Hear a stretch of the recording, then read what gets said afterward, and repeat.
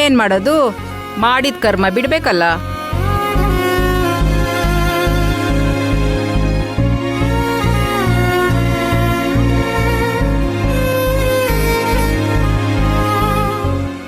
ಏನು ಯೋಚನೆ ಮಾಡಬೇಡಿ, ಎಲ್ಲ ಸರಿ ಹೋಗುತ್ತೆ ಬಿಡಿ.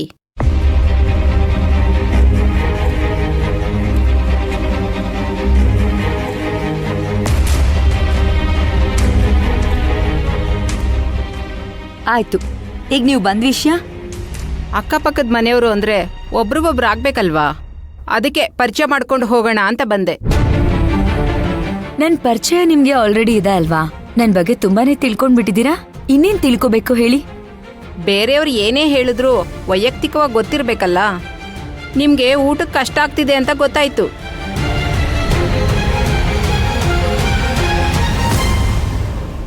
ಅಕ್ಕಪಕ್ಕದ ಮನೇಲಿ ಇದ್ಕೊಂಡು ಇದನ್ನೆಲ್ಲ ನೋಡ್ಕೊಂಡು ಸುಮ್ಮನೆ ಇರಕ್ಕಾಗತ್ತಾ?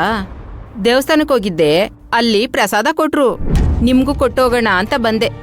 ತಗೊಳ್ಳಿ. ಬೇಡ, ಪರವಾಗಿಲ್ಲ. ಅಯ್ಯೋ, ಅಕ್ಕಪಕ್ಕ ಇದ್ದೀವಿ, ಸಂಕೋಚ ಪಟ್ಕೋಬೇಡಿ. ಮನೇಲಿ ರೇಷನ್ ಇಲ್ಲ, ಅಡ್ಗೆ ಮಾಡೋಕ್ಕಾಗಲ್ಲ ಅಂತ ಬೇಜಾರು ಮಾಡ್ಕೋಬೇಡಿ. ಬಂಡೆ ಮಹಾಕಾಳಮ್ಮನ ದೇವಸ್ಥಾನದಲ್ಲಿ ಸಂಜೆ ಪ್ರಸಾದ ಕೊಡ್ತಾರೆ. ಮಾಗಡಿ ರೋಡ್ ಅಂಗಳಮ್ಮನ ದೇವಸ್ಥಾನಕ್ಕೆ ಶುಕ್ರವಾರ ಹೋದ್ರೆ ಬೆಳಗ್ಗೆಯಿಂದ ಸಂಜೆವರೆಗೂ ಅನ್ನದಾನ ಮಾಡ್ತಾರೆ. ಇರ್ಲಿ, ಇದನ್ನೆಲ್ಲ ನೀವು ನನ್ನ ಹತ್ರ ಯಾಕೆ ಹೇಳ್ತಿದ್ದೀರಾ?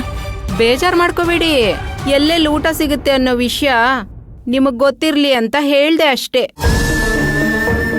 ತಗೊಳ್ಳಿ, ಪ್ರಸಾದ ಇಟ್ಕೊಳ್ಳಿ. ಬೇಡ ಅಂತ ಹೇಳದ್ನಲ್ಲ. ಅಯ್ಯೋ, ಇಟ್ಕೊಳ್ಳಿ, ಹಸಿವಾದಾಗ ತಿನ್ನಿ. ನಾನಿನ್ ಬರ್ತೀನಿ.